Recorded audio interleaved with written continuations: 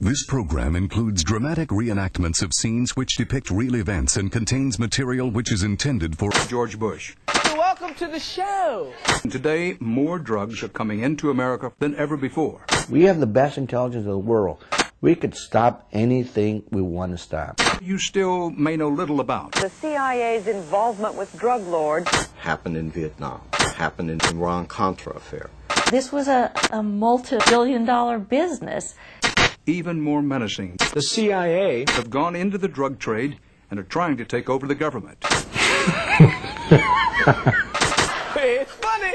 In the war on drugs, which side is the CIA on? When you think crack, don't think black. When you think crack, think CIA. Crack. The CIA. Crack. The CIA. Crack. The CIA. Crack. The CIA.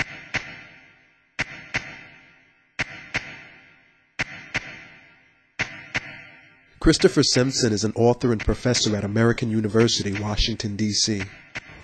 The CIA's operational directorate, in other words, that's their covert operations, paramilitary, dirty tricks, call it whatever you want, has, for at least 40 years that we can document, paid for a significant amount of its work through the sales of heroin and cocaine. It happened in Vietnam. It happened in Afghanistan. It happened in South America. It happened in the Iran-Contra affair.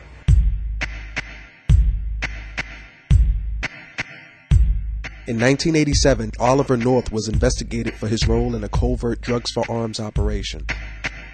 The Iran-Contra hearings proved that the CIA smuggled cocaine to fund the Nicaraguan Contra army. The intelligence agencies of this country, by God, should be involved in this battle instead of working with the scum of the earth, which they've been doing. Former DEA agent Celé Castillo discovered the CIA drug smuggling operation at Ilopango Air Force Base, El Salvador. When I started seeing all this, I started documenting and writing reports. And then I was forewarned by my supervisor that if I kept it up, I was going to kick the other country and send back because I was making waves. When I approached the ambassador in El Salvador and I told him, look, the Contras here at Ilopango Airport, your airport, they're flying drugs. They sell it, my hands are tied. It's a covert operation being run by the White House. There's nothing I can do about it. And I was devastated because I was, first of all, trying to justify what they were doing. I said, there's got to be a catch to this. There's something here that's not right. I mean, we were complicitous as a country in narcotics traffic at the same time as we're spending countless dollars in this country to try to get rid of this problem. It's mind-boggling. See, we go back, every drug trafficker that was flying for the Contras were all documented in DEA files, and yet they were getting U.S. visas to fly to the U.S. by the Central Intelligence Agency. Many of the planes from Ilopango were landing at Mena Air Force Base in Arkansas. Arkansas journalist Mara Leverett investigated the drug smuggling operation. A tremendous volume of cocaine was coming into the state.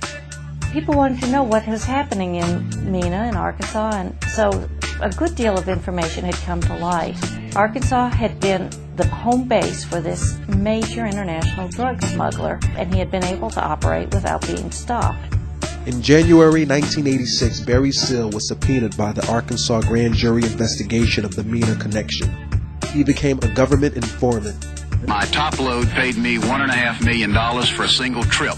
Because of the CIA connections and the federal involvement in that operation, no investigation of Barry Seal or anyone connected with him was ever going to be allowed to go anywhere, because if any part of that operation were brought to light, it might tumble the whole house of cards.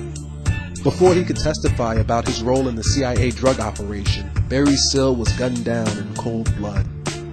Here's, by any definition, the biggest major drug kingpin we've ever run into, and nobody seems to know a thing about it, and nobody wants to raise it. I don't know if we've got the worst intelligence system in the world. I don't know if we've got the best and they knew it all and just overlooked it. But no matter how you look at it, something's wrong. Something is really wrong out there. Former cop Mike Rupert was forced out of the LAPD for investigating police ties to CIA drug trafficking. I am a former LAPD narcotics detective. I worked South Central, and I saw the hands-on working relationship, the interface between local police departments and the CIA. What we saw was a deliberate effort by the agency to make sure that large quantities of the cocaine, the high-quality cocaine, got into the inner cities, like Los Angeles. After a report in the San Jose Mercury News, CIA Director John Deutsch was forced to confront allegations of drug dealing. I had confronted CIA Director John Deutsch at Locke High School. He had come to Los Angeles to talk about allegations of CIA dealing drugs. Deutsch knew exactly what was going on. What he didn't realize was the fact that that many people were going to show up. Sir, the man in the leather jacket. I will tell you, Director Deutsch, as a former Los Angeles police narcotics detective, that the agency has dealt drugs throughout this country for a long time. The room exploded.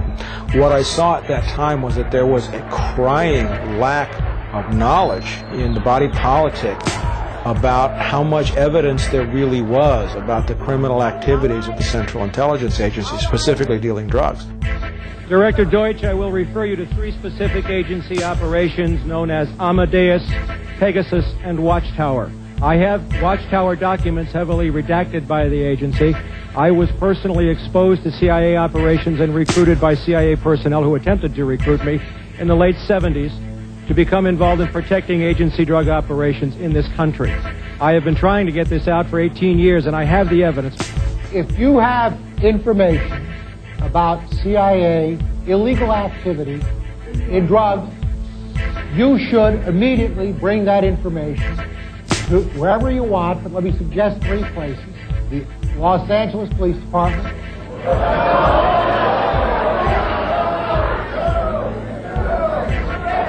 it is your choice, the Los Angeles Police Department, the Inspector General, or office of one of your Congress persons from this. 18 years ago, sir, and I got shot at for it. What was the big deal? He came up here, he sat there, and he lied to the American people. Let me say something else. If this information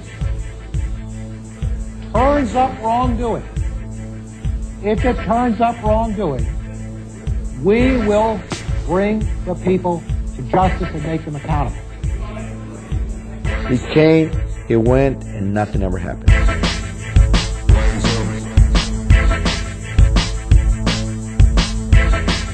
First of all, there is no such thing as the war on drugs. There never has been and never will be. There are currently, right now, in the United States, 60,000 active open cases of police corruption, and that's due to drug money. Drug money has been integral to CIA covert operations practically from the beginning of this agency. These are very serious allegations that are being leveled, and they go to the heart of our nation. And if all of the people who have spoken today, telling their own piece of what they have been able to assemble, are wrong, somebody needs to shut us up.